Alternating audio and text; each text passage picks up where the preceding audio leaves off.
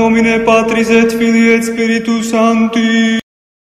Atas arahan Paus Fabian sekitar tahun 245 Masehi, Santo Saturninus berangkat dari Roma untuk mewartakan iman di Gaul, tempat di mana uskup pertama Arles yaitu Santo Trophimus mengadakan beberapa pertemuan. Pada tahun 250 Masehi, waktu sebelum mengumpulkan panen yang berlimpah, ketika Decius dan Gratus menjadi konsul, Santo Saturninus menetapkan tahta episkopalnya di Toulouse.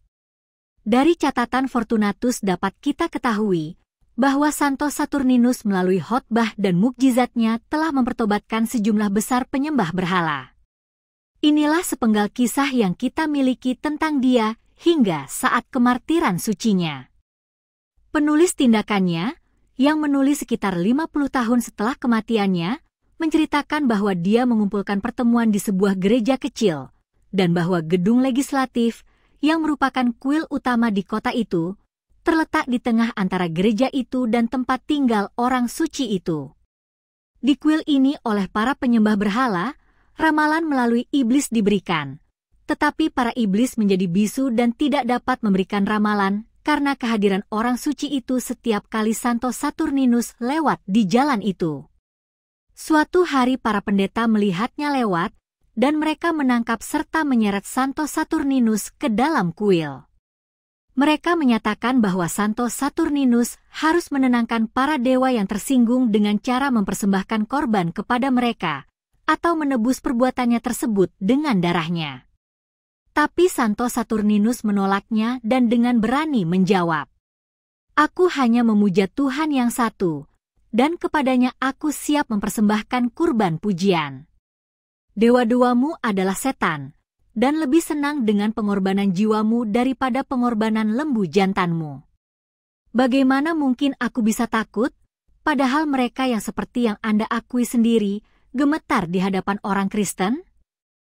Orang-orang kafir, yang marah mendengar jawaban ini, menganiaya orang suci itu dengan segala amarah yang hanya dapat diilhami oleh semangat yang gila, dan setelah berbagai macam penghinaan, mengikat kakinya pada seekor sapi jantan liar yang dibawa ke sana untuk dikorbankan.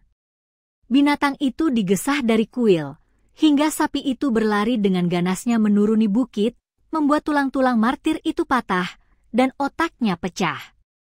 Jiwa Santo Saturninus yang bahagia dilepaskan dari tubuhnya melalui kematian, dan menuju ke kerajaan kedamaian dan kemuliaan. Sapi jantan itu terus menyeret tubuh suci itu, dan anggota badan serta darah berserakan di segala sisi, hingga talinya putus.